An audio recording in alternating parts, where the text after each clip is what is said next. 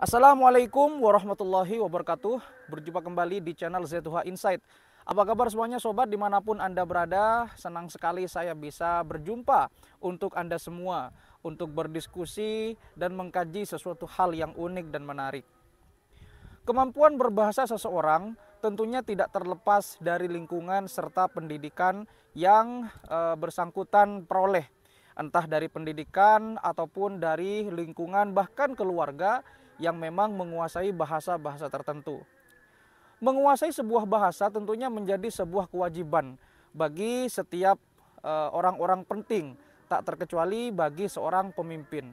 Karena biasanya semakin banyak orang menguasai bahasa, terutama menguasai bahasa asing, akan menambah kewibawaan dan rasa percaya diri bagi orang-orang penting, dalam hal ini adalah pemimpin.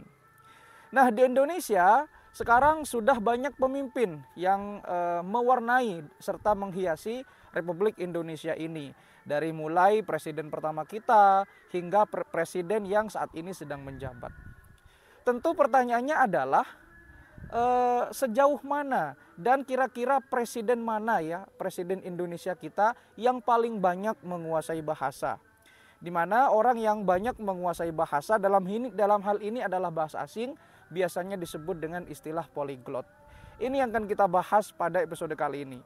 Siapakah presiden Indonesia yang paling polyglot? Untuk itu ayo kita belajar bersama, jangan skip videonya dan ayo kita putar dulu intronya.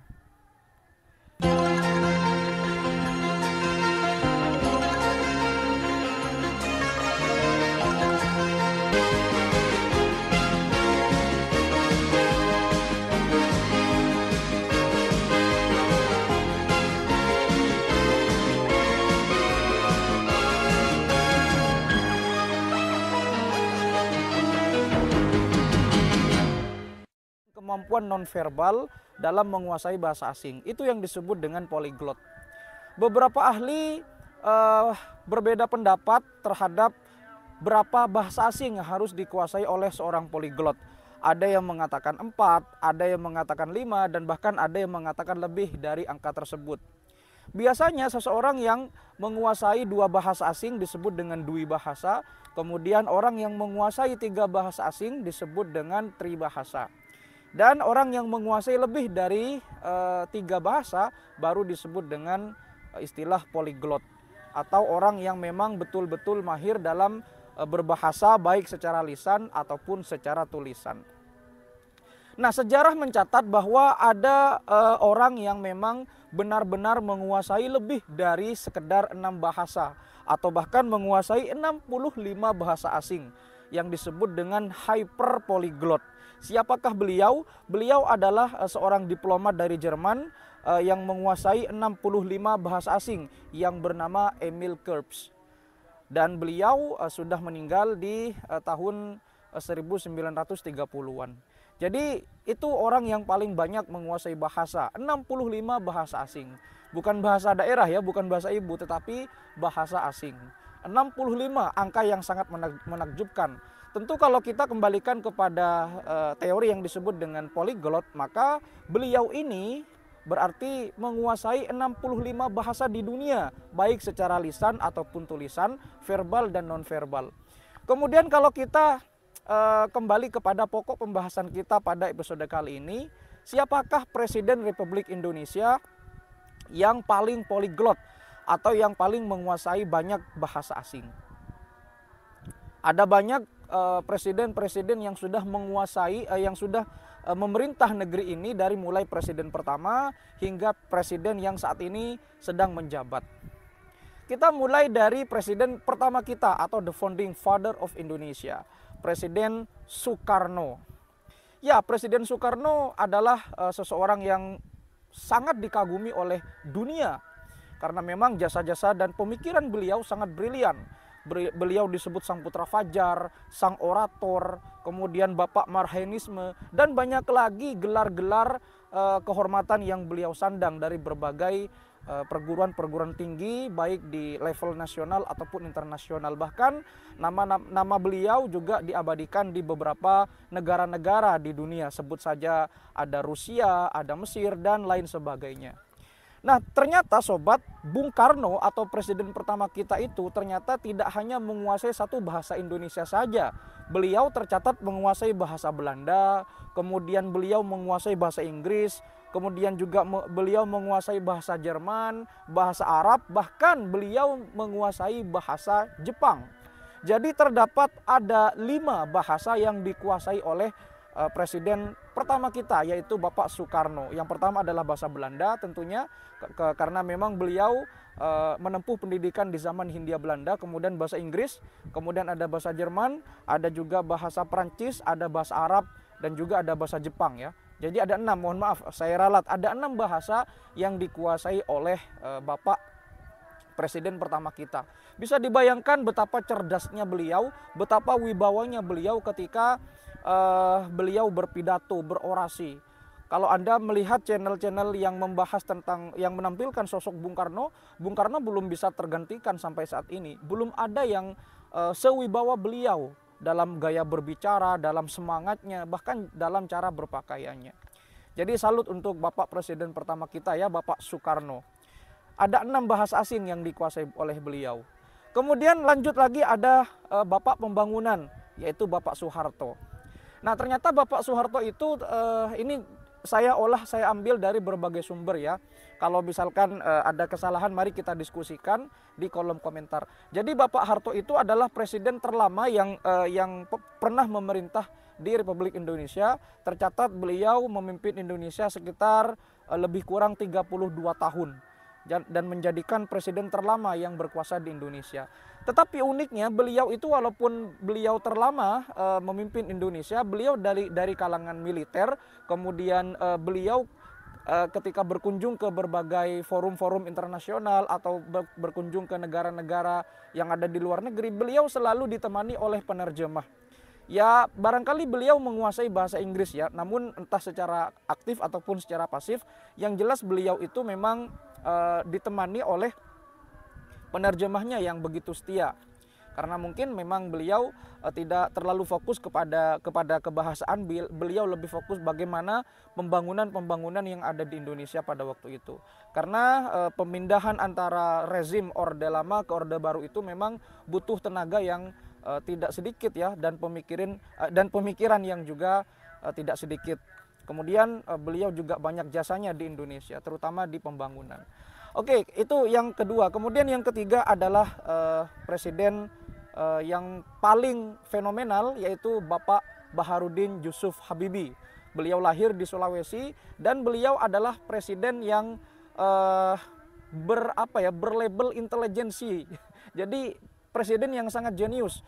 Beliau menemukan crack teori di pesawat terbang, kemudian beliau juga jasa-jasanya sangat mendunia, dan beliau juga dikenal oleh dunia tentang teori cracknya, bagaimana beliau bisa mengetahui keretakan pada sayap dan badan atau bodi pesawat terbang. Sebelum ada teori itu mungkin tidak bisa atau sulit untuk mendeteksi keretakan pada bodi dan sayap pesawat terbang pada waktu itu. Kemudian Bapak Habibie hadir dan akhirnya beliau menemukan sebuah teori yang disebut dengan the crack theory of Habibie, dan sampai sekarang masih dipatenkan di seluruh dunia. Dan beliau ternyata juga pernah mengenyam pendidikan di Jerman. Pastinya kalau sudah beliau mengenyam pendidikan di negara-negara maju seperti di negara Jerman, tentu beliau menguasai bahasa-bahasa asing. Yang pertama tentu ada bahasa Jerman pasti, ada bahasa Inggris, dan juga ada bahasa Prancis. Ya, jadi beliau menguasai 3 bahasa itu ya, Bapak Presiden Yusuf Habibie.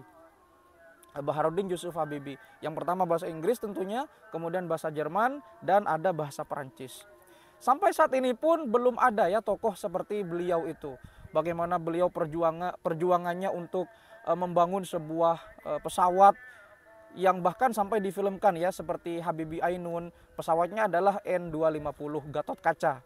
Salut untuk beliau, mudah-mudahan ada bibit-bibit penerus di bangsa ini yang bisa meneruskan mahakarya beliau itu. Lalu kemudian ada seorang presiden, sosok presiden yang dari kalangan ulama. Beliau adalah cucu dari pendiri pondok pesantren yang besar di Jawa Timur, di Jombang, yaitu cucu dari Ki Haji Hasyim Asy'ari, seorang tokoh penting dari Nahdlatul Ulama. Siapa lagi kalau bukan Kiai Haji Abdurrahman Wahid atau Gus Dur.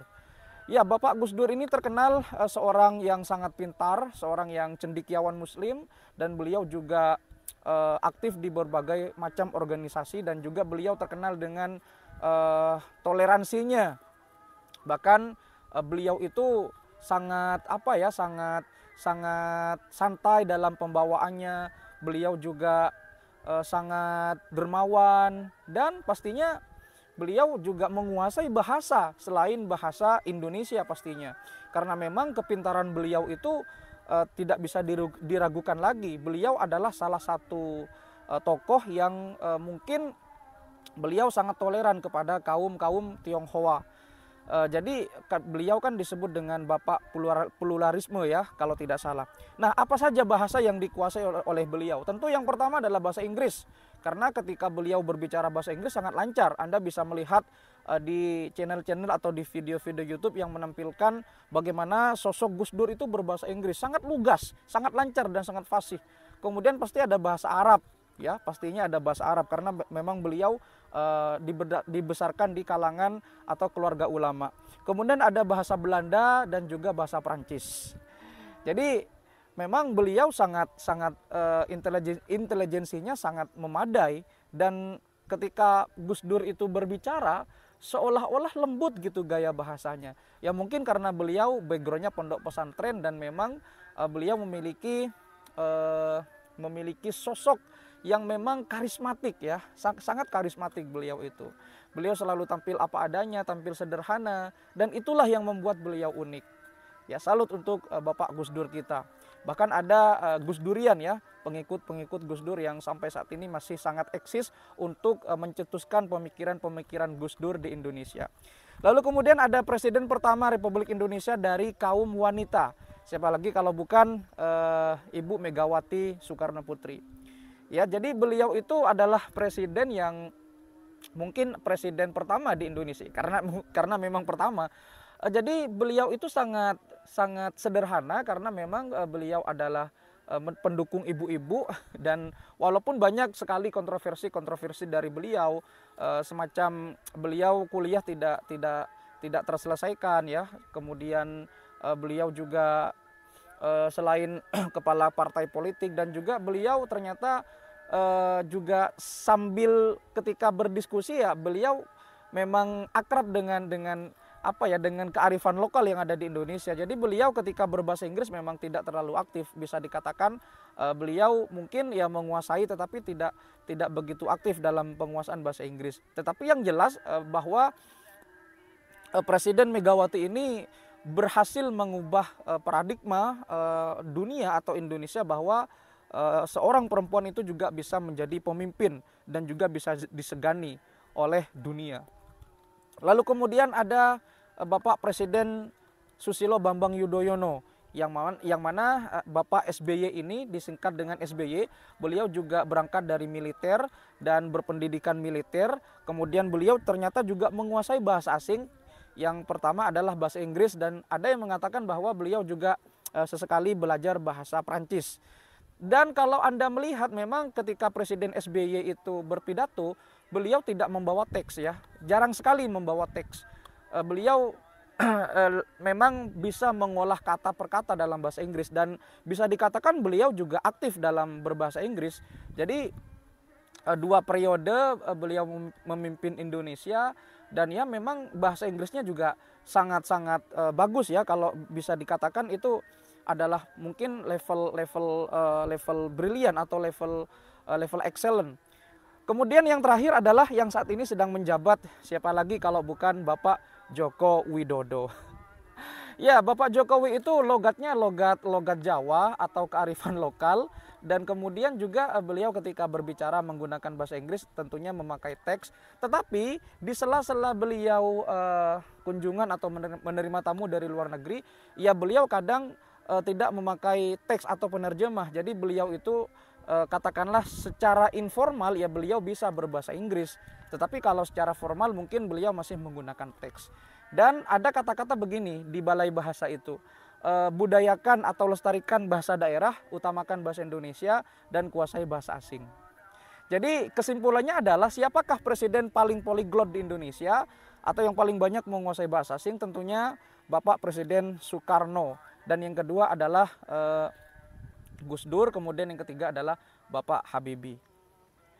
Oh kebalik ya, kedua adalah Bapak Habibie, yang tiga adalah Gus Dur.